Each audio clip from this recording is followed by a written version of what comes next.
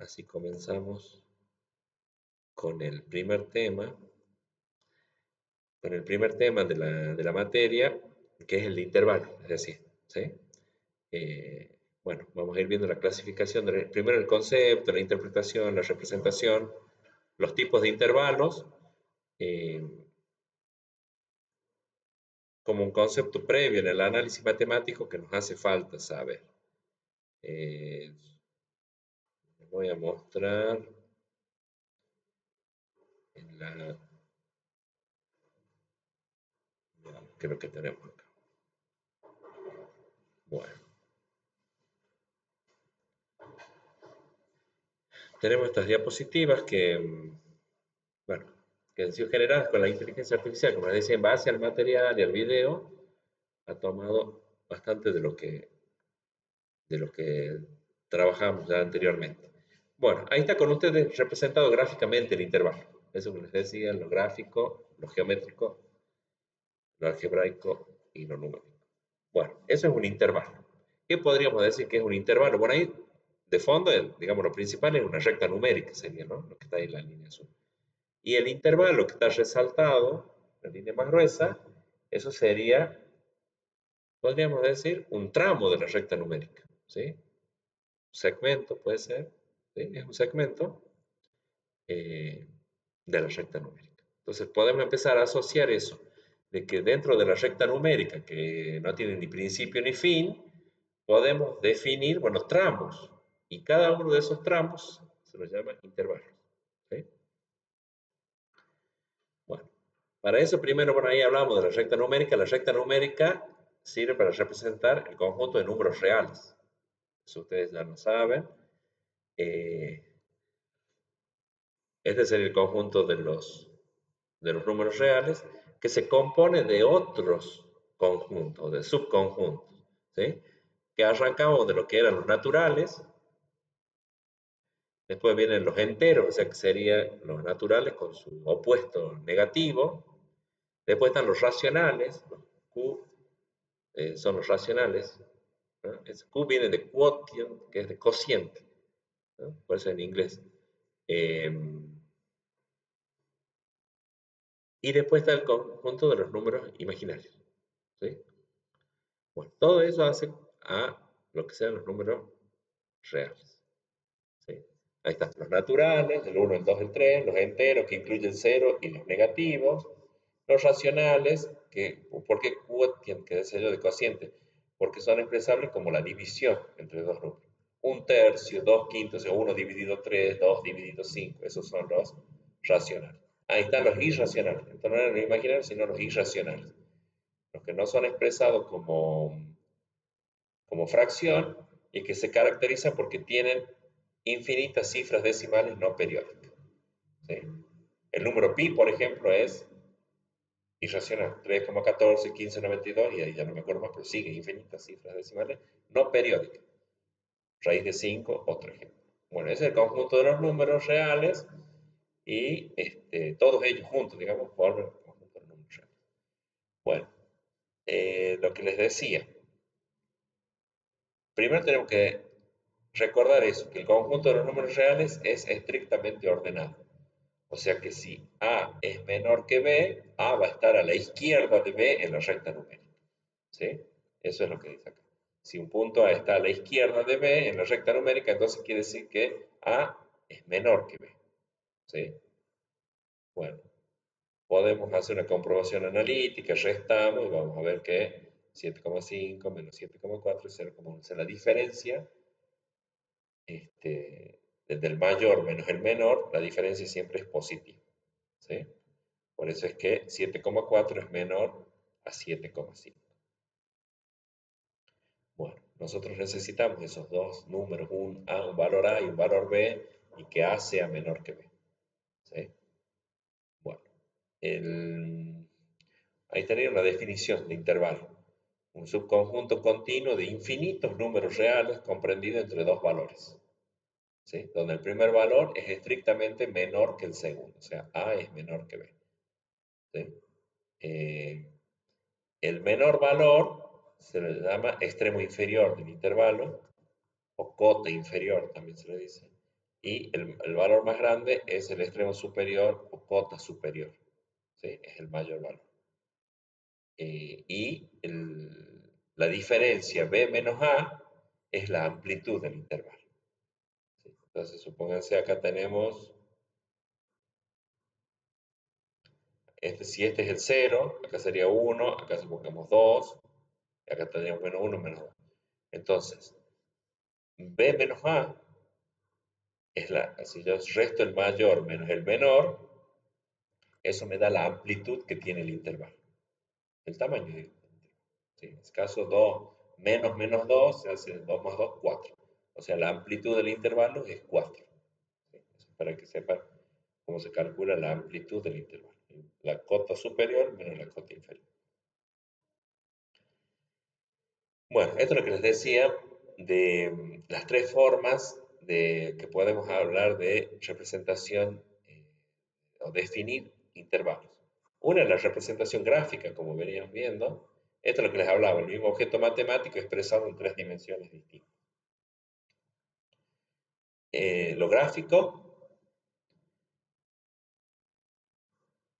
que es como porción de la recta numérica, una notación específica de intervalos, que también ya se debe estar acordando, de álgebra, ¿sí?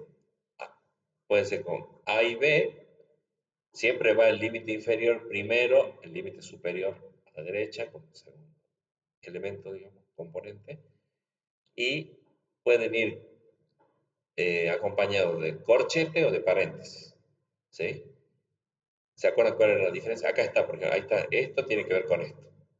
Fíjense, en este intervalo,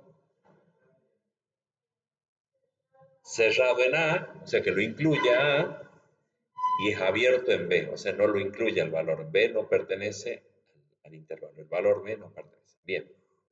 Y esto sería una notación de intervalo que es como más compacta. Y si no tienen la notación conjuntista, que vamos a decir, bueno, el intervalo es el conjunto de todos los valores, de los infinitos valores x que pertenecen a números reales, ¿sí? Tal que x es mayor o igual que b, como dice acá, ¿ves? Mayor o igual que a, perdón, mayor o igual que a, y estrictamente menor que b. Entonces ahí tienen tres formas de referirnos al mismo intervalo, ¿sí? Numéricamente no lo podemos hacer, no podemos listar todos los números que pertenecen al intervalo porque son infinitos, infinitos números reales. O sea que estas son las tres formas en las que podemos, sí, describir o definir un intervalo. Bueno, acá está entonces.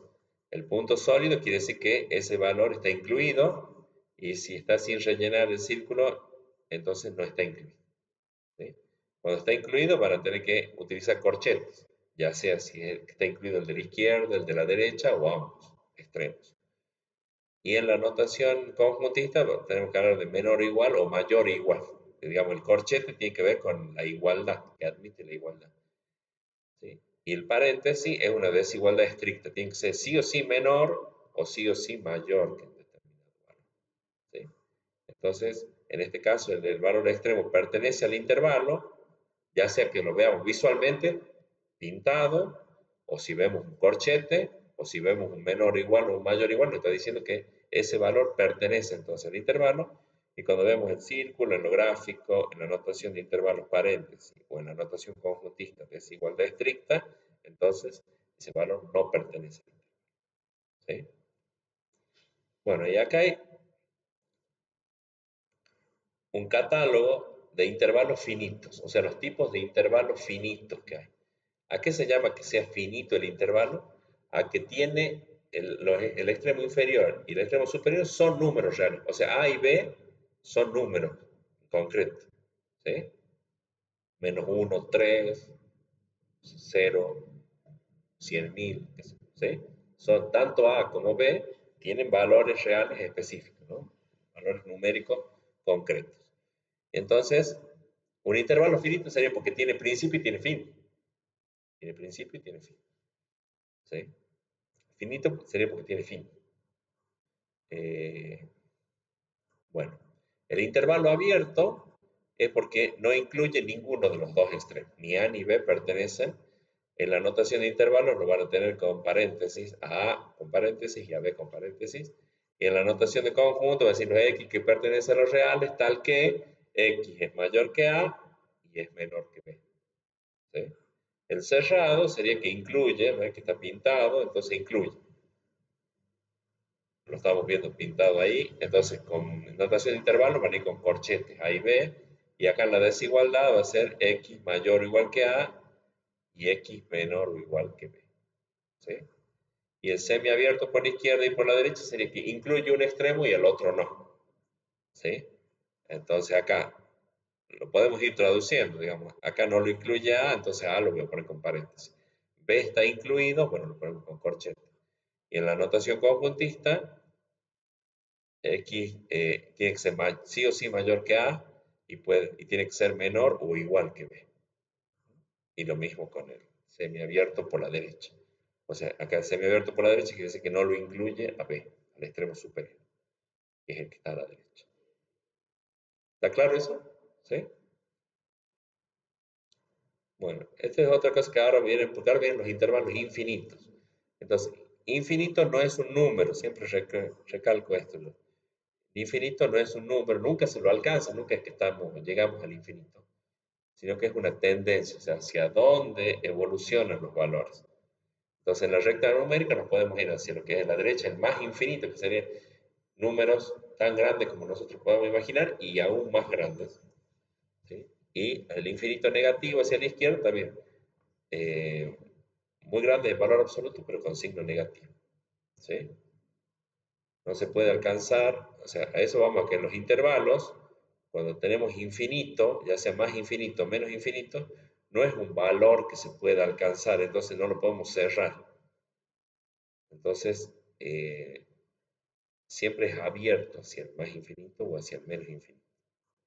¿Sí? Entonces, la regla de oro acá es, siempre que un extremo sea más infinito o menos infinito, debe utilizarse un paréntesis, frontera abierta. No podemos decir que es cerrado en infinito. A eso va. ¿Sí? Bueno, y acá tienen lo que son los intervalos infinitos. ¿Sí? Los intervalos infinitos, fíjense que esto ya serían como semirectas. Semirectas, ya no son segmentos como el otro que teníamos, el finito que tenía principio y fin, sino que acá tienen semirectas. Pueden tener principio y no tienen fin, incluyéndolo al principio, al valor inicial, digamos, incluyéndolo o no, o puede ser que no tengan cota inferior, pero sí tengan cota superior. ¿Sí? En ese caso, A sería el mayor valor. Hacia menos infinito sería. ¿Sí? Y después está un caso particular que es el de toda la recta numérica. ¿Sí? ¿Se entiende eso? Y ahí fíjense cómo, bueno, acá lo diferente es que incluye infinito en algunos de los extremos, que en realidad nunca es extremo, porque no termina, ¿sí? Sino que es la tendencia. O sea, es como que en este intervalo yo digo, empieza en A, incluyendo la A y todos los valores que sean mayores que A. ¿Sí? En este caso también sería, empieza en A, pero no lo incluye, y todos los valores que sean mayores que A. Entonces, ven acá, en conjunto sería X, todos los X mayores o iguales que A, o los X que son estrictamente mayores que A. Entonces, yo puedo escribir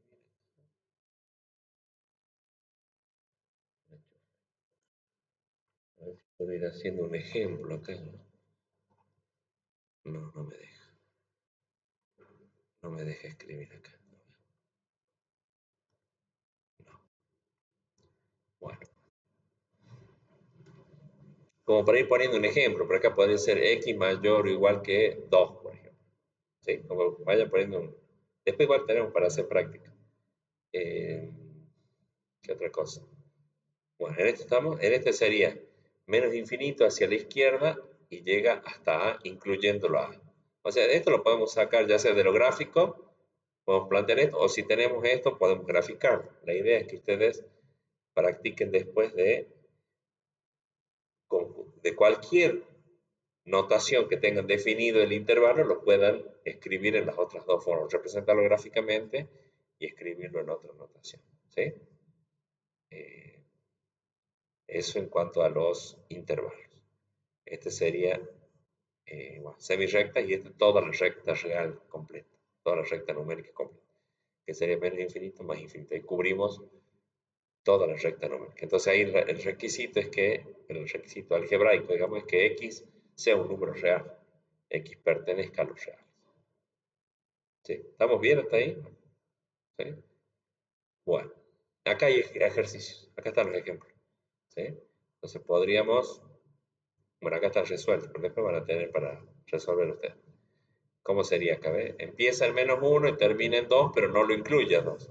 Entonces, en notación de intervalo sería -1 cerrado, 2 abierto. Y en notación de conjuntos, x que sea mayor o igual que -1 y menor que 2. ¿Estamos? En este, ¿ven? Incluye ambos extremos, entonces va a ir corchete en los dos. Es un intervalo cerrado. ¿Sí? En conjuntos, bueno, también es sencillo. Y este sería un intervalo infinito porque tiene cota inferior, pero no tiene cota superior. O sea, tiene extremo inferior, pero no tiene extremo superior. ¿Sí? Empieza en -3, pero no lo incluye a -3. O sea que es -3, pero paréntesis, no lo incluye. Más infinito ponemos. ¿Mm? O en notación de conjunto sería x que pertenece a los reales, tal que x sea mayor que -3. Sería lo que coincide, digamos, sería describir a este objeto matemático en notación conjuntista. Esos serían los ejercicios prácticos. Bueno, y acá hay una tabla que resume todo, lo de los anteriores, los intervalos finitos primero y lo que son los intervalos infinitos, que serían los 9 tipos de intervalos. Hay uno más que se llama el intervalo degenerado, que en realidad incluye un solo número, o sea, el extremo inferior y el extremo superior son el mismo número. O sea, no tienen, ese tiene un único valor. Como ese 3, cerrado en 3. Empieza en 3, termina en 3 y bueno, lo incluye cerrado, ¿sí? Eso se llama intervalo degenerado. Pero no tiene mucho sentido porque es un solo número, ¿sí? Después podríamos hablar de que también existe el intervalo vacío.